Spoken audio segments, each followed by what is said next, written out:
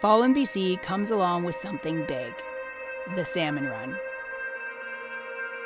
A truly special time of year for the world of fishing and for us. Both a rewarding and devastating experience. There are two things that have remained consistent since I was in diapers: fishing and being on camera. I shared the screen with my uncle, my mom, and my dad. A year ago, In 2008, I launched my own fishing show called Hookin' Up. This was a journey that reignited my own passion for the world that I was brought into. Now it's time to pass down all the life lessons and share this world of fishing with the next generation. As a mom.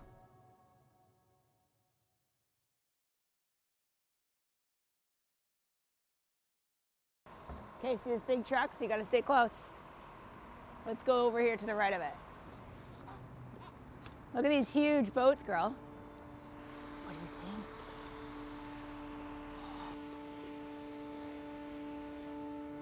We're in Granville, which is right in downtown Vancouver, and the plan for today is to go salmon fishing out in the Pacific.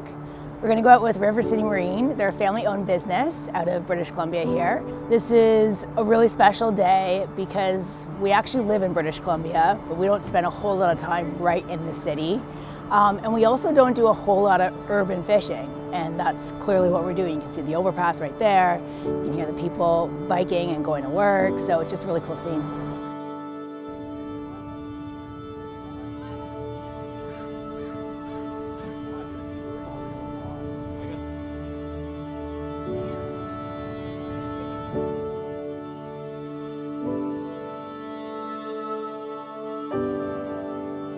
Yale has been talking about fishing in Vancouver since this trip has been scheduled. And then this morning when I got her up at a really, really early time, she was groggy, but she jumped right out of bed, went to the washroom and hopped in the car like a total trooper. I mean, I just love seeing this in her.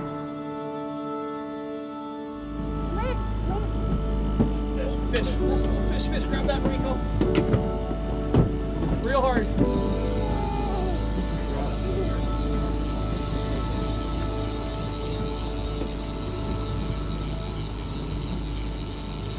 Is there a fish on? Yeah, there was. You want to slow down a little bit to see if the tip moves? I don't. It might be gone. Keep going though. We gotta bring it in anyways. Okay. So unlike certain types of fishing, this can be even more unpredictable. The time of year has it that the salmon may be moving upriver already, and so the fish may be fewer and far between. That's okay though. As you can see, it's an incredible day outside and we're getting to do something new, so we'll have fun no matter what, but it could be an extra added challenge. Yeah, so there's not a lot of fish left in the ocean now. They're mostly headed up the river, so we're after the resident fish, which there's not a lot around, so it's going to be a little tougher fishing today. I think we got a fish, girl. Okay, good girl. You're my partner, sweet girl. Oh, there it goes, bouncing its head. That's always the exciting part, girl. You know, something live's on the other end. Oh, Lee, look at this. The sun coming down on our faces. Oh, no! I got off. Yeah? What do you think? Oh, so close. That was really close. Tease, the biggest tease. That was such a tease. After We the didn't even get to biggest see it, but we did get to see its head bounce, which I Yes. personally enjoy. You know? Yeah. Kids have been, I would say, very good. We haven't had, a whole lot of action on the fishing front, and yet they've kept themselves entertained. They haven't whined, right? There's been zero whining. We even got Tiger to nap. So, yeah, the kids are performing well.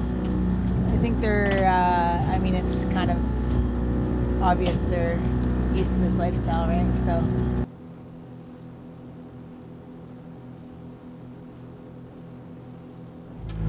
No luck today. She was slow fishing.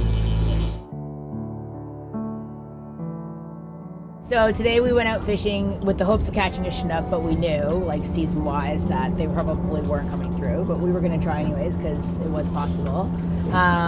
Yeah, take us through like how do you go out here often, and what other things can you catch? Do you normally go for Chinook with this kind of like downrigger in this location? Yeah, so Vancouver, typically it's the fish migrating to the rivers that we're chasing July, August. Come, October through the winter, there is resident feeders around, but very hard to find. But still, you can fish Vancouver 12 months of the year. You just have better fishing in the runs. So yeah, in the family business, it's challenging sometimes, but it's very rewarding too, because you hope one day that, they'll carry the business on. So yeah, so it's challenging, but very rewarding also. I think Jessica gravitated to it. Brady not so much, but but definitely Jessica did. I think she enjoyed it as much as we did, so spent lots of time with us there.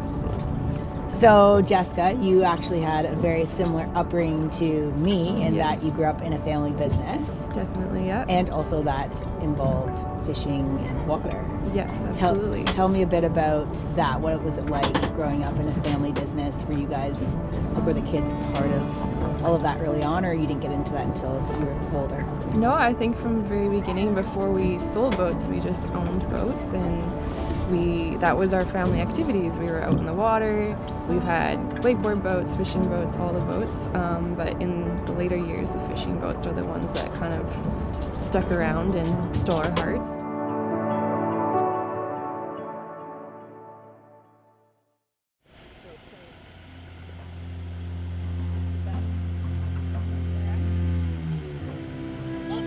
Although we came out of our day on the ocean unsuccessful with catching our salmon, our hopes are still high as we follow them upstream on the Veta River in our hometown of Chilliwack.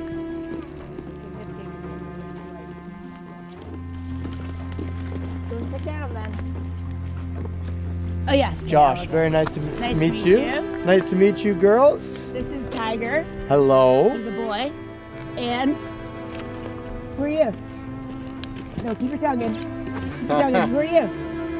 Okay, she's playing shy even for me. So this is Yale. Okay, awesome. And we're pumped. We're gonna go on the river. I'm standing in the water. Now we're here on the river. Literally on a river where Yale goes on walks with her babysitter. So she's been here on walks. And if you look over, I mean, she's having the time of her life. She's just loving it. It's so cool that this is right in our backyard. And I mean, if we catch some fish, it's going to be icing on the cake for sure. This is like a classic fall morning, which I personally love. Fall is my favorite by far. I helped one again. Contrary to a lot of other people, like I like summer, but fall to me is just all the feels, which I love. And so it's just a crisp morning. No rain, obviously, nice and clear. And it's not too cold, it's just right. We are being shown the ropes by Josh, our buddy Josh, and he's an avid fisher person, and he comes out whenever he can. And it's our first time meeting him, actually. It's a buddy of a buddy, but you can tell he's like really into fishing, which is nice because that always shows through. So hopefully he can get us on the fish. So, Yale, what happens is, you fish salmon out in the ocean. Well, they come up the river, and basically every 4 years, the salmon that went out as babies, they become adults in the ocean, and every 4 years they come back to the river that they were born in. And they specifically come back exactly where they were born, so that they can have babies up those rivers. But once they have the babies, because it's such a hard journey for them, they have to swim up such a hard river, they exert all the energy they have and they die. But that's okay, because that's how they have their babies, which will then go out to the ocean, and it's a circle of life. Starting earlier, we're probably going to start using some roe, which I cured up the other day from some pink salmon. I want pink one. You like the pink one there? I like the pink ones too, because they're easier for me to see. especially with coho and with how pressured they are on this river today. After that, when the visibility gets a bit better, we're probably going to size down our presentation. So I brought us a couple beads. At that point, we can also use some spoons and some spinners. And the fish, they're going to shoot up. I did check the tides. We have high tide at 9:30. So that's good because the tide's going to be coming up. And so as they come up, fresh fish will push in the mouth. But when they push in the mouth, the ones that were stacked up there before kind of get kicked out and they got to run up. So that's what we're waiting on, is not too far away, all those fish will start moving up. I mean, every time we come out fishing now, and her fishing game improves with every day, it just like fills my heart. It's gonna explode seeing her be so dialed in on the water.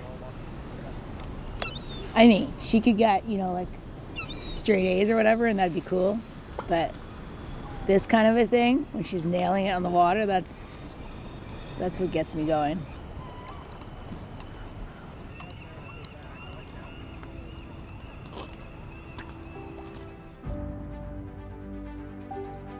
Actually, one of the things is torturous, but I also at the same time really like about fishing, is oftentimes it doesn't come very easy at all. And you have to be super persistent, and sometimes you gotta go out and there's some days that are more disappointing than others, but it really is what makes seeing the fish ultimately that much more exciting and fun. So we're in one of those situations right now. We went out in the ocean. We knew it was late in the season, but we were gonna try anyways. We did, but we didn't get any fish. Gorgeous day, but no fish. And now we're following the fish here in the river, and now it's been, a bit of a long morning. And so I really wanna fish. But that is what makes it so fun ultimately, because, there's lots of things in life that are really easy now. And so it's good to have challenging things that don't come so easy. So fishing is one of those things. And so Okay, yeah. We can eat it. There you go. Your drag actually should be pretty good. yeah, you think so? Yeah. Okay, I'm used to that. Yeah. Okay, Yale, we've been out here for hours. Everybody's been out here for hours. Oh no. Okay, are we on log? Hey, that's okay. I could totally feel from. There was a fish on, right? It looked like it. You were getting a couple. You were getting the taps and the head It rubs. definitely felt the taps in the beginning, but now it doesn't. Sometimes when you work so hard for a fish and you don't get a fish, and then you do get a fish, you're like, this is not happening. That's kind of how I felt, I'll be honest. And that's what happens. So today has been one of those days that is just a slow day. Sometimes that happens. Actually, oftentimes that happens with fishing. I've said it many times before, it's kind of the part of fishing that we all enjoy, is that it's a big challenge. And so then once you do get something, it feels extra satisfying. So what we're gonna do is, or what we have done, is we've changed spots. We've spent a lot of time in our initial spot. We've gotten a couple of bites, but nothing big. So we trekked down the path and we're on a different part of the river. It looks totally different. It has a totally different vibe, which is kind of fun, especially if it's a long day, you wanna mix everything up to keep your brain fresh. And also the sun is actually broken through and we've got some clear skies coming out. So I have a good feeling. I am an eternal optimist, so of course I'm gonna have a good feeling, but Yale's still going hard. We have lost Tiger a little bit. To his credit, he has spent hours and hours out here today. So it is now down to Yale and I, but she's still going hard, which is truly incredible. Yale is very comfortable with Josh, which is nice. So even as I sit here taking a few minutes break, Yale is out with Josh, fishing with just him, no mom in sight, and she's loving it. And he's taking the opportunity to teach her a bunch of things about this particular type of fishing and the gear that we're using. So the nice thing about this long day is also that Yale is getting kind of an extra educational component. The nice thing I like about this spot here too is it's not just the head of the run that's good. You have multiple sections where the current kind of flows in, so you actually have several feeder lanes. You have several points for them to travel through, so we have a good zone to fish right here where the water kind of has the two rates of travel. You got the slower, deeper stuff. And then up here, same thing, you can see by the seagull we go shallow, and then it feeds into the trough that we're rolling through. So fish will hold anywhere in this trough, and then they'll either shoot up that branch or that branch depending on the water level. Today they'd probably come up this side, but you never know. I was fortunate in the sense that my dad, he took on an interest fishing when he was about 20. So he learned a lot about fishing and then he was able to pass it on to me. His dad didn't fish much, so he learned a lot just from his own personal experience. And so I think the first time I ever went fishing, I was probably about 5 years old. And my dad first started teaching me fly fishing on still waters. Catching fish was always, to me, just a cherry on top. It's what you went out for, but then, you know, the experience was so much richer than that. And I think that for me was the big thing. And what really made it so I find joy in what gets me out of the bed at 5 o'clock in the morning, 4 o'clock in the morning when you want to head down the river, right?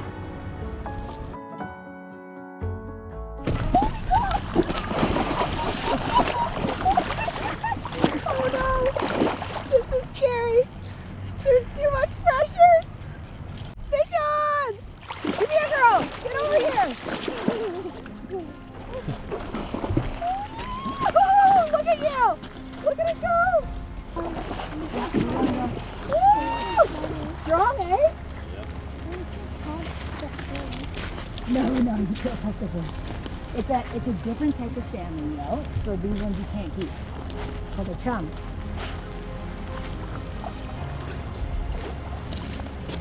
And then pull the rod a little to the left side and guide on that. There you go. Come on, Dad. Oh! Oh! No! No! Everybody's laughing because they know the pure disappointment that I'm feeling right now. Oh, girl. Okay, well, I guess we're keeping with, or did he break off my thing? Oh, there's like, honestly, no bigger heartbreak than that. But that was really fun.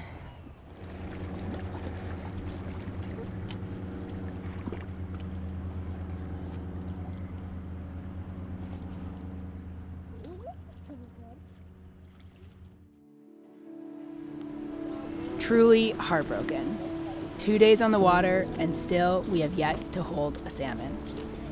While coming to the reality that we might not be rewarded this year, we still set out one last time with our friend Zach. Not a guide, but an enthusiast who has recently fallen in love with fishing.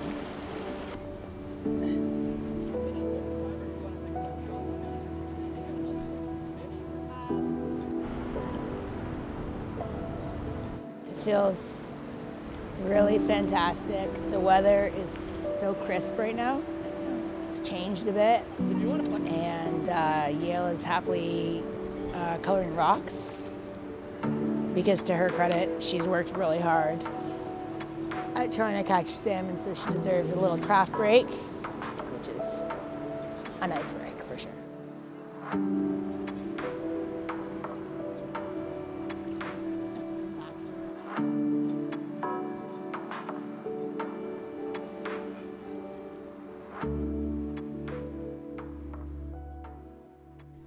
As the rain started to pick up and we were just about to leave, Zach got us the bite we've been waiting for. This is so exciting!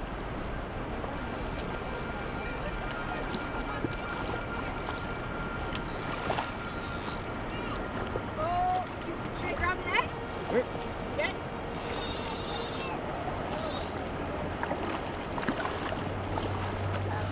How does it feel, Zach? I don't start celebrating until we get on the beach. I know, but this is exciting. I mean, like, you know. Now, the first thing is to see, is it hatchery or wild, right? That's right. Or a chum, but I don't think it's a chum, is it? Let's say it's over. It's not very big. It doesn't say anything. I think I see it. So just let me know, like, what you feel most comfortable in terms of landing on. Yeah, I think we can get on that. Okay, fine.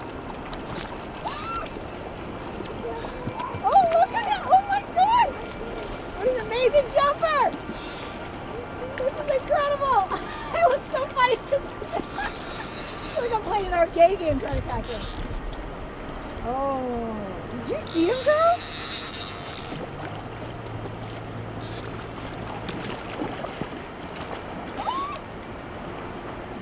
I do not understand this net, I'll tell you that much. We got him! Guys! Come here, girl! Nice job, Zach. He's in the water here. Oh, look how beautiful he is. Ew. Do you see those colors? Black and pink and purple. Oh, this is so And cool. golden. And golden. Look at the rainbow up by the head. Oh, this is amazing. Let's go bring Okay. it. Well, so this is wild, right? It's wild. Because see, Yale, do you want to hold this? Or I just want to show her. See that little fin at the back there? The little nub? Here, I'll show you. Okay. This little nub here, right there. That means it's wild, which means it wasn't grown in a farm So setting. we gotta right? give them back. So we gotta give him back, okay? Yeah, you're gonna hold it with two hands. One on the tail, one on the body. You can hold it. Nice and tight. Finally being able to hold a salmon after so many attempts and losses has been very surreal. It was very much a team effort to catch this fish, and we are grateful for every hand along the way.